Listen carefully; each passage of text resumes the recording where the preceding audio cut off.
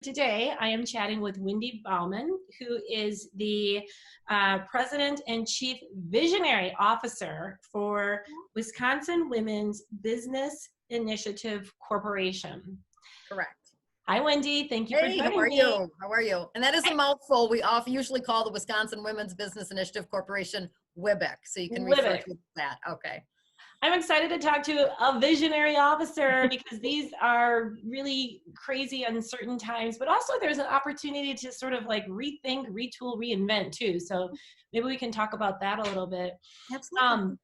But first, I just wanted to know, how are you? How is your own mental state of mind when you woke up this morning? Because you are leading an organization that is so frontline with entrepreneurs and small businesses, many of whom are really going through some difficult times. Right. So given your interaction with that community, how are you feeling?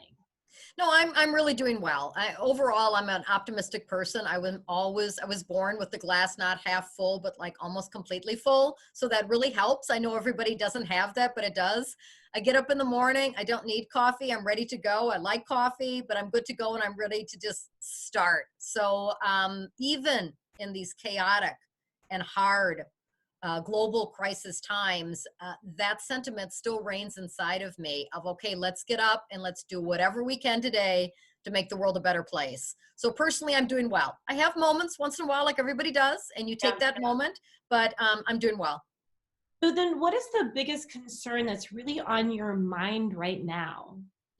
Well, I think a couple things. One is that our piece of the pie at WWBIC specifically, the organization I've led for 26 years and worked involved in for over 30 years, we are part of the solution.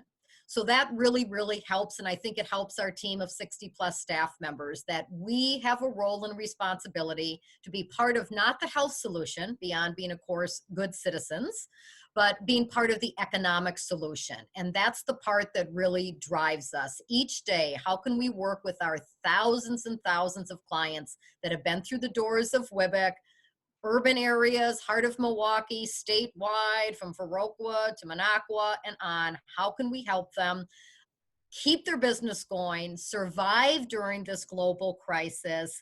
And once things are come back into a new way of the world where we can talk with each other, hug and shake hands, what will that look like for them? So we're really driven all the time about clients front and center, helping these micro, small businesses survive and help them carry through during this time, so that when things become a little bit more normal, they'll be able to continue provide the services, products, what have you, that they do. So since the services that you're providing are so incredibly relevant right now, and it seems like your whole team is just laser focused on doing what they do, but probably, and then some, and even, the volume of what they're doing, are you noticing anything different in terms of behaviors or how your team is stepping up that might feel different now than it did before this crisis? I think so. We've always called our WWBIC staff, not the WWBIC staff, but the WWBIC team.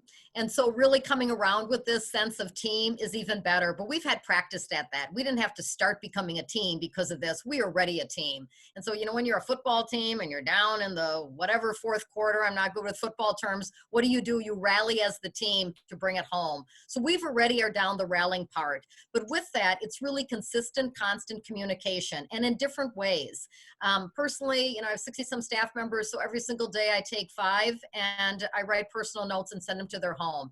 Personalize, thinking about them, thinking about what moves them and so on, and give them a moment of, we're going to be okay here. And I need you to be strong because so many of our clients and business owners need you.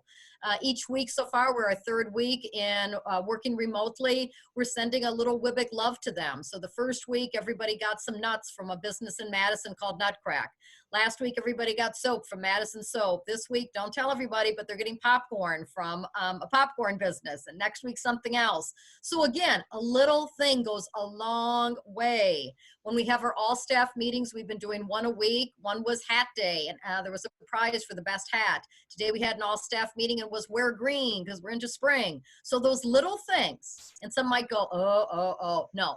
Those little things can be everything, because we don't know if people have partners with them, if families with them, what are the circumstances. So at least the WWBIC family and the WWBIC team is going to be for them for a moment of smile and a moment of goodness while they're doing 10 times more the work that they were doing before, because we're inundated being an economic development corporation. Yeah, I think you're absolutely right. Those small things go a long way. Simply knowing that someone cares, Right. I mean, is really everything. Mhm.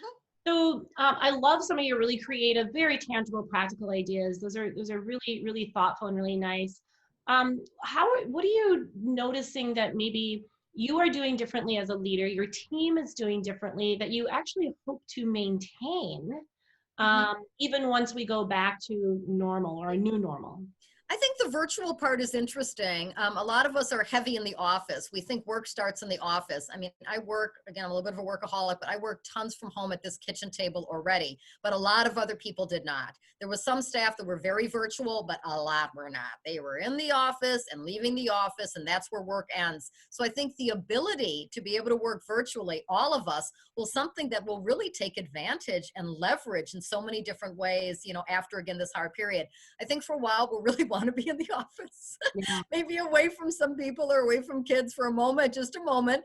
But I think that's something that we'll definitely leverage. And the other part too is that I've really felt always everybody at WWBIC is a leader. I'm not the leader. Everybody is a leader. But I think we've aligned that leadership. It's like, hey, you three, can you really focus on this? The PPP program of banking. Read it all, read the contract, come back, report to others, and then we can make decisions together, but not have 10 people read the 30-page, 50-page contract, have 3 read, carry it forward in a cooperative learning style. And so you're the lead.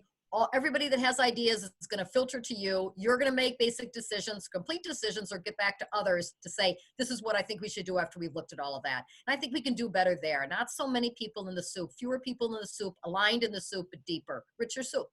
Yeah, I like that. Richer soup. Yeah, definitely. I can see where you wake up every morning and it's not the glass is half full. It's like the glass is spilling over. I am definitely getting that vibe. I love it. Yes. All right. So as the chief visionary officer, how might you be using this time to, again, rethink, reinvent for WWBIC? Is there anything that maybe, you know, seemed like a crazy idea 3 weeks ago and it doesn't now, that you're really kind of brainstorming something new for the organization? Well, we've already created 2 new loans in less than 2 weeks. We have 126 people that are applying for it. I mean, that's a lot considering we had 350 loan applications last year. So in 2 weeks, 126. So we're calling them the fast and furious loans. Up to $15,000 term loan, up to $10,000 line of credit. We still need this from you. We still need these items. But if we have these items, boom, we can move on it and we can get you the money, full dispersal at closing. I'm not saying we weren't fast before, but some of our stuff was a little plotty once in a while. In times like this, you've got to move. You've got to do something. If you're sitting on the fence, you're taking up too much space. So you got to move. So I think those ideas, careful still, looking at, you know, compliance, looking at doing things appropriately, but move. Do we really need 10 of those things, or are these 2 the salient items we need to make decisions and move ahead? And that's how we're moving along. We're being creative. We're trying to get to yes. My answer is yes. Just tell me how we're getting to that yes. I really can't think of anyone better to be leading this organization, particularly at this time, but I would say pretty much at all time. I love your spirit and your sort of like take charge, move forward attitude, challenges aside. So thank you, Wendy, for your— Absolutely. I appreciate Okay, pleasure.